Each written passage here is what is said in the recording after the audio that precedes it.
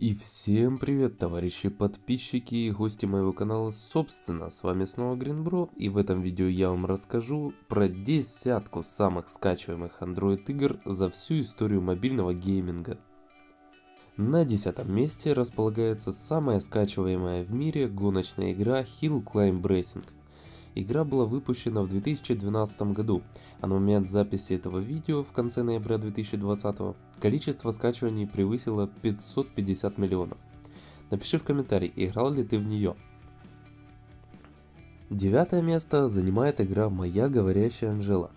Смысл этой игры в ухаживании за виртуальной кошкой, которую можно всячески кастомизировать и общаться с ней. Такое себе тамагочи на максималках. Подобных игр существует очень много, и в этом топе мы неоднократно будем к ним возвращаться. Вышла игра в 2014 году, и за 6 лет была скачана более чем 560 миллионов раз. Следующая на очереди игра под номером 8 из этого же жанра под названием По. Что это вообще такое? What the fuck is this? С самого релиза в 2012 году игроки спорят, что же это за существо. Кто-то считает, что это продукт дефекации, а кто-то верит, что это картофелина. А вы как думаете, что это на самом деле? Жду комментариев. Скачиванию этого симулятора ухаживания за какашкой более 580 миллионов. На 7-м месте игра, в которую я играю до сих пор.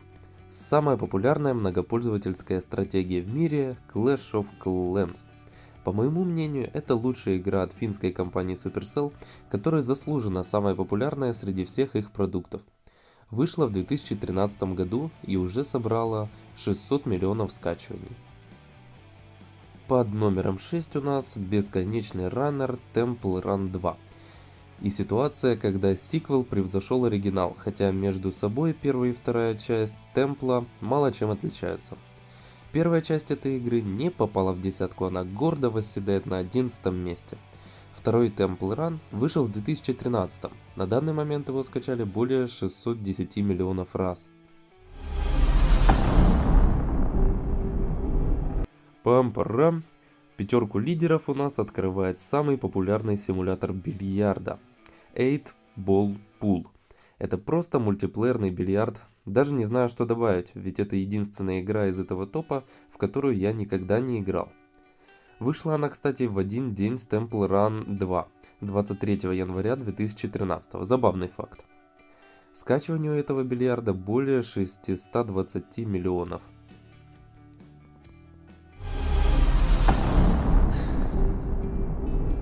На 4-м месте расположилась самая популярная тамагочи, говорящий Том. Чем он отличается от 9-го места, то есть Анжелы? Лол, ничем. Просто Том был первый из этой серии игр. Вскоре десятилетние радикальные феминистки возмутились, мол, мы не хотим играть с серым цисгендерным мужланокотом. И разработчики, чтобы не попасть в просак, выпустили такую же игру, только не с котом, а с кошкой. Казалось бы, бессмысленный маневр, но бабла он принес немерено. Вскоре эти гении маркетинга выпустили еще 22 практически аналогичные игры, только с другими персонажами и незначительным изменением в геймплее. Также помимо всяких вот этих вот тамагочей, там были у них и раннеры, и чё там только не было. И в итоге разработчики стали зарабатывать по 100 миллионов долларов в год, и в 2016 году их выкупил крупный китайский производитель химикатов и растворителей за 1 миллиард долларов. Чё, бля? Так, ладно, что-то меня в интересные факты понесло. Говорящий Том был скачан более 650 миллионов раз.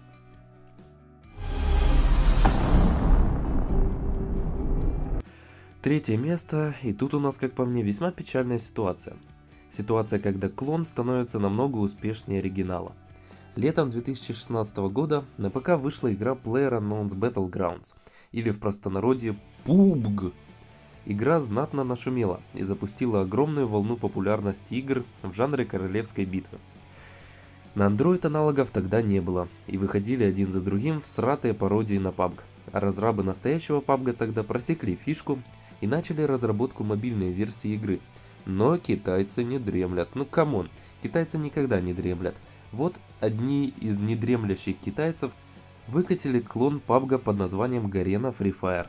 за 3 месяца до выхода настоящего PUBG, то есть в декабре 2017. И, к сожалению, этот Free Fire стал намного популярнее, чем PUBG, и я даже не знаю почему.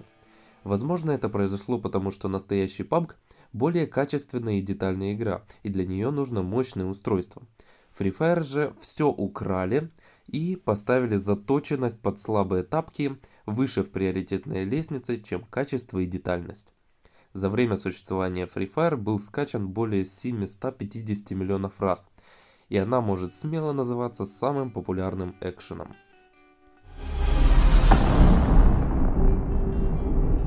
Второе место. И самая популярная игра в жанре 3 в ряд. Candy Crush Saga.